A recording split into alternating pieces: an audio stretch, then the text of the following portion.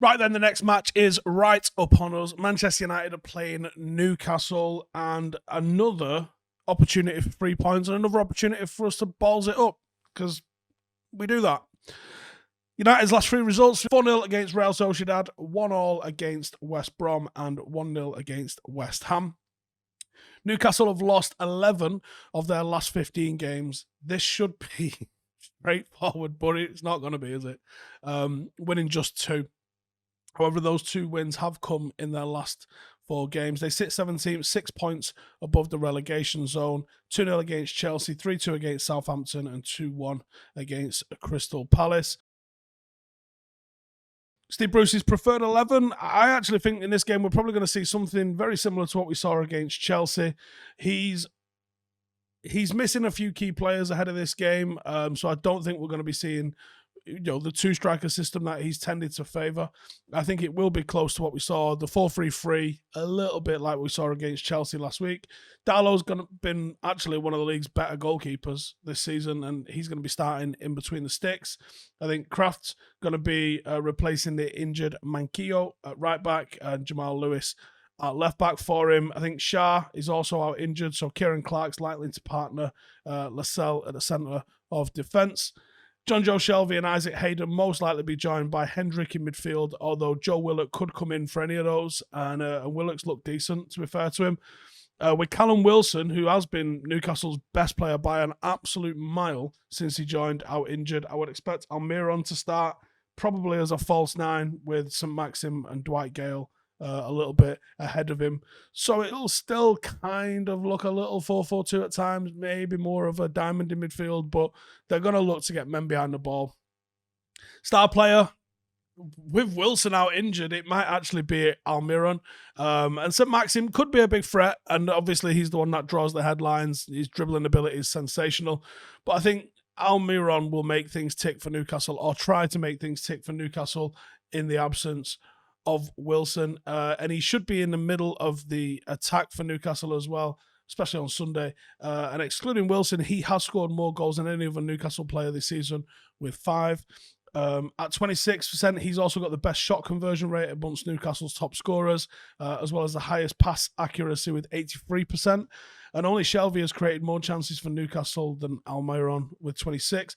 So this term, he is someone that we definitely need to limit in terms of time and space on the ball. He is going to be someone that can hurt us. Now, I'll go through my 11. But before we do, let's have a quick look at this week's sponsor.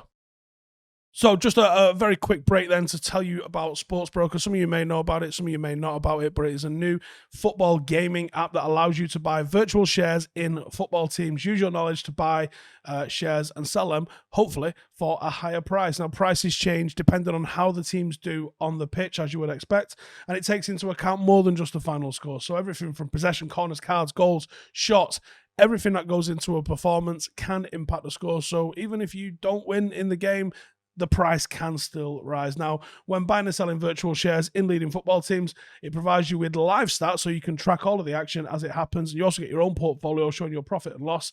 But remember, it can go up as well as down. So check it out. Let me know what you think. It is available on iOS or Android, or you can use it via the website. It is UK only. You must be over 18, and please play responsibly. The link will be in the description. Right then, my starting 11 for the Newcastle game then. I think De Gea comes back into the team. I'd probably stick with Dean Henderson, to be honest. I think that would be the prudent move. I just think he's got more command and even more counter-attacking ability as well. I just think he might be better than De Gea, and I think he's edging it. It's not massive, but I think he's edging it. And I think every time he plays, he kind of backs it up a little bit as well. So I would like to see Henderson in there. I don't think I'm going to see Henderson in there. I think it will be De Gea. I think it will be Shaw, Maguire, Baye, and Wan-Bissaka. And I hope it's Baye because I expect Newcastle to be very, very deep. And I think we're going to have to do a lot of coverage. And they do have pacey players that can get in behind us. And that could be a way United mess this up. And I don't want to see United mess this up. Fred and McTominay are probably going to play because I don't know what's going on with Van der Beek. And outside of him, obviously no Pogba. There's not a million different options that can play in there. If Bruno's fit, guess what? Bruno's playing in the 10. And up front, I would go with Rashford, Cavani and Greenwood. I don't think Martial deserves a starting opportunity yet. And even though he had a decent performance against Real Sociedad, I don't think James has done enough to come in and take anyone's spot yet. So Rashford on the left, Greenwood on the right, and Cavani down the middle, providing he's fit. If Cavani's not fit, I think United have got some issues. And even though I think it'll probably be Tony Marshall, I kind of hope it's not, because I expect this Newcastle team to defend with serious amount of resolution. So I would like to see that as a forward lineup, and we'll find out what it's going to be. How do we break this Newcastle team down? Well, pacing behind. One thing that we've seen time and time again with Newcastle is that their main worry comes from the inability to effectively defend balls up the pitch. It's bizarre. They're awful at it. Often we will see Rashford, Greenwood, and whoever's playing wide, they'll control the ball on the flank before chipping a ball through in the air to for an attacker to run onto, and they'll just be free. The reason Newcastle are in what could be a relegation dogfight is primarily this. The defending through the middle is atrocious. Now, if United utilise this style to the best of our abilities on Sunday, Shelvey, Hendricks, Hayden, Willock, Lascelles, none of them have got the pace to cope with United blasting through the middle like that. We'll use the wide areas to find space, and then we'll get the ball in central areas, or we'll put balls in through the central areas for people to get on the end of, and they'll crumble. Now, even though it's likely Newcastle are going to line up in a low block, there will be opportunities when we're countering their counter, or they've just been high up the pitch, that they'll be wanting. And the quick transitions that we saw against Sociedad, coupled with a little bit of patience and maybe being a little bit more clinical, we're going to carve these open on the break. And I hate saying this, because when I do, it bites me in the arse. It should be a comfortable win for United. Will it be a comfortable win for United? Invariably no, because we're not that lucky, are we? And United, unfortunately, aren't quite that good as it stands at the moment. But this is where you have to really start screwing a nut, United, now. We've had some glimpses. We've had some decent performances. Consistency is what's going to allow you to establish who you are.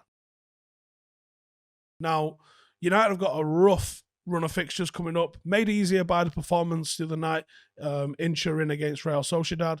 But United are going to really have to screw the nut as it comes. Chelsea will be a very tough game for us. Tuchel and that squad of Chelsea is definitely enough to cause an upset with us. We've got City on the horizon. We've got some rough games coming up to see the rest of this season out. United need to be properly on this to be able to finish in there. There's no space in the top four for errors. None whatsoever.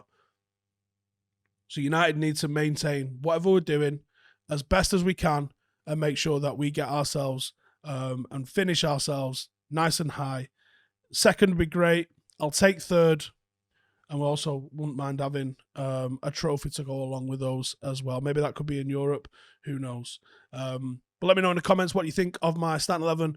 Are we going to comfortably beat Newcastle? All that sort of good stuff. Let me know in there. And also check out SportsBroker as well. The link for that will be in the description. As long as you're 18 and based in the UK, give it a click, give it a look, and let us know what you think. And I'll see you on Sunday for the game.